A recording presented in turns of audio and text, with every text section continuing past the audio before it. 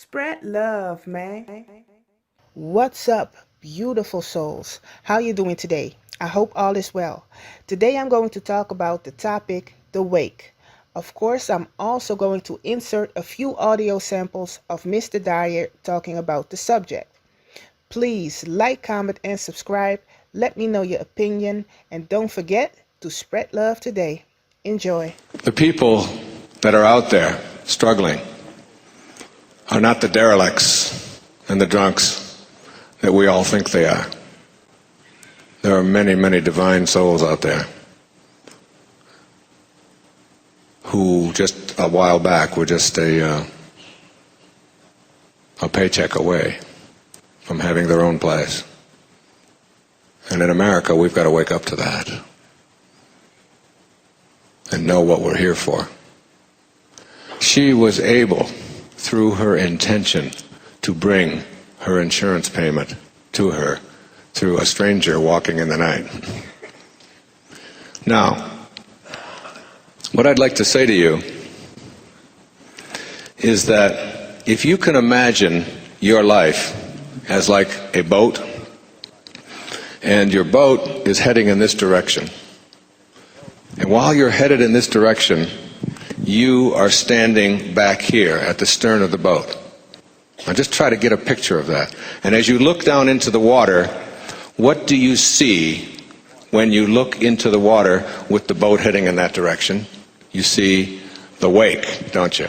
W-A-K-E, the wake. Now, 3 questions about the wake. Number 1, what is the wake? The wake is the trail that is left behind. That's what the wake is. Second question, what is driving the ship? What is making it go? The answer, the present moment energy that is being generated by the engine is making the boat go in this direction. The third and most important question for getting rid of the past and opening yourself up to higher awareness. Is it possible for the wake to drive the ship? In reality, the answer is no. The wake is the trail that is left behind.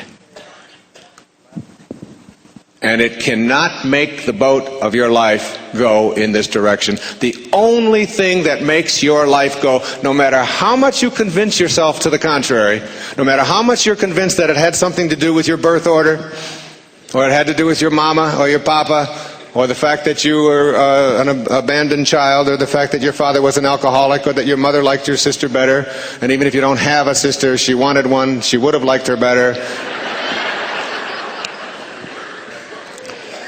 No matter how much you get yourself convinced of all of the stuff that is in your past is why your life is going in this direction, it is all an illusion. It cannot drive the ship of your life. And you have got to let go of that idea that somehow why you are the way you are and what the circumstances of your life are have something to do with that trail that is left behind. What is responsible for where you are in your life and where you are going in your life is the present moment energy that you are generating right now out of your consciousness. And where you place your attention is what you will manifest for yourself. And in reading the Kabbalah before going over to Marco Island to write Your Sacred Self, the thing that I got most out of the Kabbalah was this. It says in there that our purpose in being here on this planet is to move from one level to the next, from the physical level to the spiritual level. That's what we show up here for. That's what it means to be a spiritual being having a human experience. That we are here to move from one level to the next. I will get back to Mr. DYER in a minute. Let me break down this little piece of wonderful information that he gave in this lecture. Now, you have to generate the energy in order to move from one level to the next. Energy is a very important concept because you not just have a physical body, you also have an energy body, which is always with you. It's a double. And that double surrounds you and creates your reality world. And your agreement with reality cannot be shifted until you move that point of energy. You are the one that can move that energy. When you are able to shift that energy, that is who you are. You can experience and write a new agreement with reality, which allows you to create beautiful things, wonderful things. Energy is not something that is visible. A lot of people don't believe in energy because they cannot see it. That's where they get stuck. Just know that it exists. Trust in it. Play around with it. Be patient and see what happens.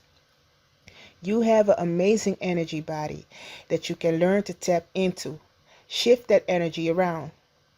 And as you learn to do it with meditated practices, you will start to have a great seeing, an epiphany, an instant awakening. Now, let's get back to Mr. DYER.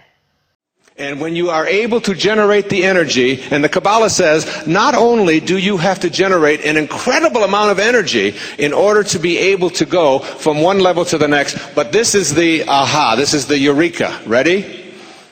That the only way, according to the Kabbalah, that you can generate the energy to move to the higher level is through a fall. A fall. F-A-L-L. I was a high jumper in the track team in high school. They set the bar up here, 5'6". I'm white, okay? White guys can't jump. I run up to the bar, I get down as low as I can, and in the process of getting down low, falling, I generate the energy to propel myself over the bar. That's how you high jump.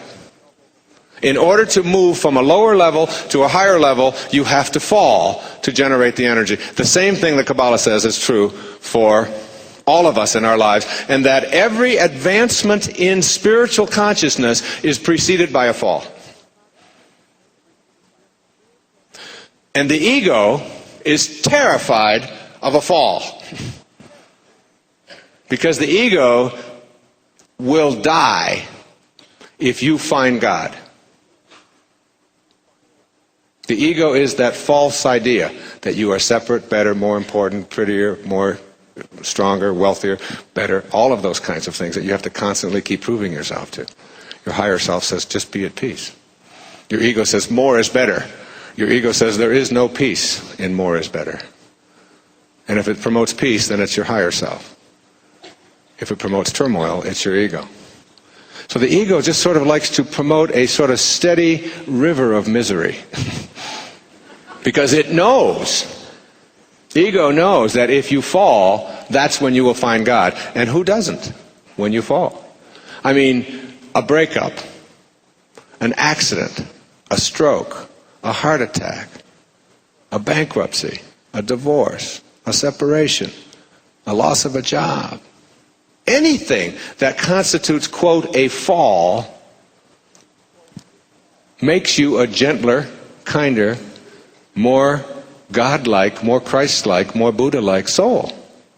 And when you then go there, you generate the energy to move to the next level. So why aren't we taught? Why are we in a paradigm that falls are bad? Instead of being in a paradigm that says a fall gives me the opportunity to generate the energy I need to get to the next level, and I probably can't get there without it. William Blake put it in poetry, in Songs of Innocence, better than I can ever say it. He said, man was made for joy and woe. And when this we rightly know, through the world we safely go. Joy and woe are woven fine, a clothing for the soul divine. And everybody you ever known who's had an accident, who's had a breakup, who's had one of these things happen to them, that they generally find themselves in a higher place. And if you can get there now without the need to have a trauma, you can begin to experience all of the things that are happening in your life as part of this divine intelligence. And they no longer then become part of suffering. As Nisargadatta says, you do not suffer. Only the person you imagine yourself to be suffers. Who you are. And when you learn to live there, you can just witness the suffering.